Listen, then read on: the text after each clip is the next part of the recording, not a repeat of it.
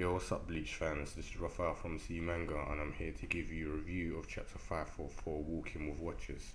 So, yeah, it was, one of those chapters, just a lot of talking and discussing, revealing, and foreshadowing the plot of the story. But, it was good though. I did enjoy it because of the discussions that were held and stuff that was revealed.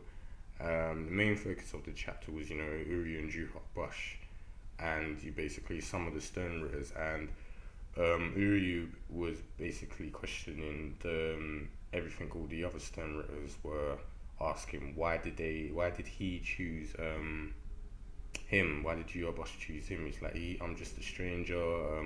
This would cause uproar in the with the Quincy's and the Sternritters. And Juha Bach is like, well, they'd be idiots if they didn't, go against this and they just guardedly agreed to this. And this is exactly what I wanted.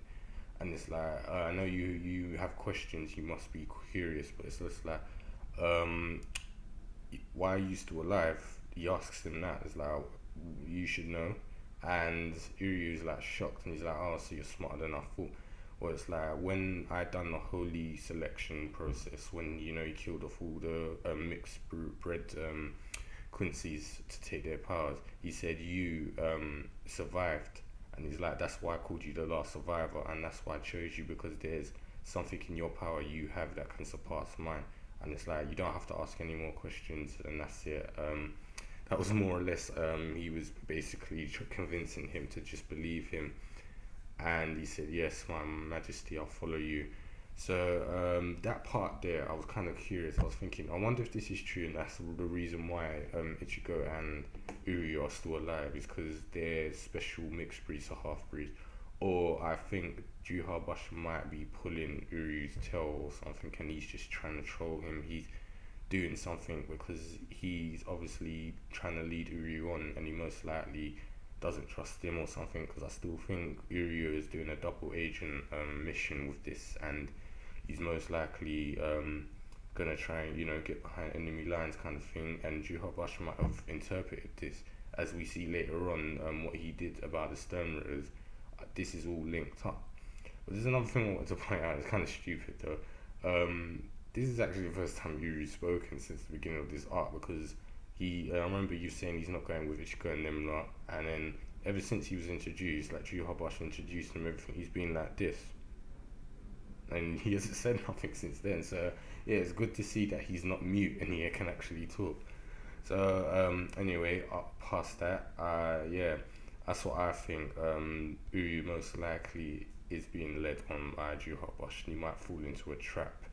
So we see one of the Sternritters, I think it's Bieta, the Sternritter E, she was the one who fought Konomaru, that girl one. Basically, she's called one of the lower rank Quincy's to come with her to a room. It was like, I want to do it now. And this is when I kind of went like that. I was like, okay, more sexual puns. And when you get in the room, it's like he's chopped in two by her. And then just blood, going everywhere. And then some of the other Sternritters come in. It was like they were saying, "Oh, you've made a mess. You've done that outside." And then it is like, if you have to read it yourself. Basically, there was a lot of sexual puns going on. I think Kubo loves doing that crap. There were so many sexual innuendos and puns. I was actually laughing at that. But yeah, one of them's called Minanis McAllen. Sternritter P. I think she was the one that looked like Orihime. She looked like a clone of her. There was this Lilato Lampard Sternritter G. She looks like a kid. Giselle Gwellan, she's Sternritter Z. And then there's this Candice Catnip. She's Sternritter T, and she looks like a bit like Rangik. And they're basically cursing and saying you need to control that anger management. It's like, and all the mess you keep doing, man, and stop killing all the sexy guys or whatever. That's what that Candice one was saying. So this is when she gets annoyed. She's like, you know what, can you shut up and listen? It's like, there's some things I'm thinking about. It's like, I worry for the future of the Vanderich, and they're kind of confused, thinking what could possibly go wrong. So the scene changes again, and where we see Haschwalth, who was basically Juha Bach's right hand man, and the one everyone thought who's going to be next emperor, he's arrived somewhere and he's met this woman and they were just discussing, and then she's kind of just queried him, aren't you annoyed as well? I think you should reconsider and go and speak to Juha Bach. And it's like, don't you think it's weird that you weren't chosen? It's like, if it's the Majesty's thing, that's how it must be. And it's like, why do you question it? It's like, well, I'm not really pleased either about this. She's like all the other Sternritters thinks that Haschwalth should have been chosen. And this is when Haschwalth kind of reveals that Juha Bach purposely did that to make all the Sternritters basically aware. They started waking up and they will look at each other and look at Uryu. So basically everyone's on alert now because they're looking at this new guy. It's like, who's this? Like, if it was Haschwalth, everyone would just be all relaxed, like, oh, it's him, yeah, it's cool, we don't have to worry about anything. Because Uryu's dead now, everyone's on alert and watching him. So that's basically part of Juha Bach's plan. He's kind of made Uryu on the spotlight. There's nothing he can do now without all seeing eyes watching him, as Haschwalth says. So he has to follow everything Juha Bach tells him, even if he doesn't like it. So it seems like Juha Bach is very good at manipulation, because he's basically manipulated Uryu into following him, and he's made all the Vanderich and the Sternritters watch him, so he's constantly under surveillance. So it was quite ingenious what he done. So it clearly shows that he doesn't trust Uryu, and I do definitely think he's lying to him. And yeah, so as I said, a lot of conspiracy and distrust in the Vanderich. And yeah, then later on we see a bit at the end. It was kind of a while since we've seen him. Orihime in Hueco It's like she's arrived in some ruin, and it's like, I don't know if it was training or some weird crap, but they finally arrived there, and then she's wondering if Chad arrived, and he arrives later, and she had some little camera thing. It looked like a little chibi toy, anime toy thing following her, and basically I think Urahara gave it to them to watch her, and he was saying, oh, if you're ever in danger, this will help you. But it never, every time she apparently faced danger, he never arrived, so I'm guessing he's training them up or something. So yeah, Chad arrives later and it's like, yeah, we finally arrived, and we see someone's standing behind him, just their legs anyway, so I'm assuming that's the person who saved him before. It most likely isn't a Sparta, and it probably is going to be Grimjar, so he'll probably be revealed next time. And yeah, Urahara basically says, oh, that's good, and it's like, it's good you guys have arrived there. It's like, this is going to take some time to complete, or it's complicated to do. And there was some little thing on the table. It was like a slab or tablet, and it looked like the symbol for the Vanderich, the Quincy symbol, you know, the one they used to steal Bankai. It was like a, you know, the star cross thing, but it looked weird.